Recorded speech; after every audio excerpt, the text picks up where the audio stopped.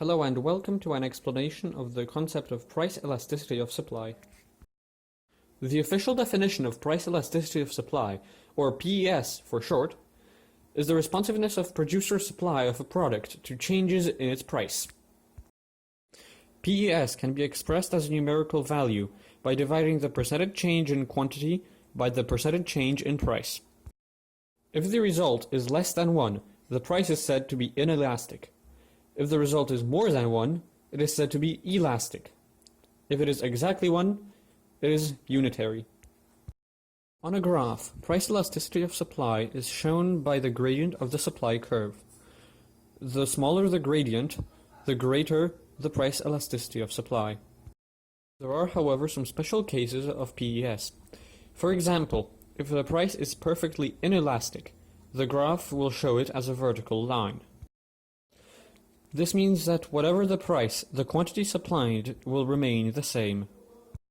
Finally, unitary elasticity, or when the PES is equal to 1, is when the percentage changes in price and quantity are exactly the same.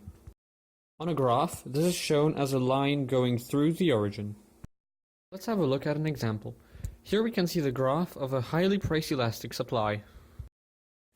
We can see that a small change of 3 units in the price has triggered a much larger 30-unit change in the quantity supplied. So when and why does price elasticity of supply change? We will see that PES will be low when it is difficult to change the amount of goods we are producing. For example, in industries like gold mining, where it is very difficult to set up a new shaft to increase our production and very time-consuming. On the other hand, PES will be high when it is easy to change the amount produced. For example, in firms which are not operating at their full capacity. This means that they have spare machinery which is ready to be used and therefore make more goods than they currently are. So there are 2 main factors affecting price elasticity of supply: the time frame we are looking at and the resources available to firms. Firstly, time. The PES will change depending on the time frame we are looking at. Let's use wheat production as an example. Over the course of a single year or in a short time frame, it is difficult to increase the production of wheat, as it will take longer for the wheat plants to actually grow. In the long run, however, over the course of multiple years, farmers will have time to set up new fields and therefore increase the production of wheat.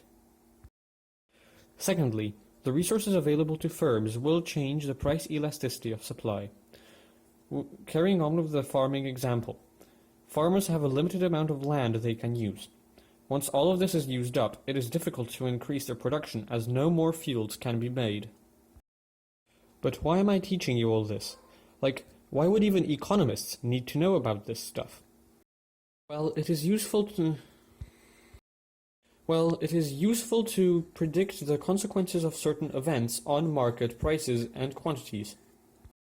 As an example, price elasticity of supply can be used to predict how long it will take firms to stop producing certain outdated goods once fashions change.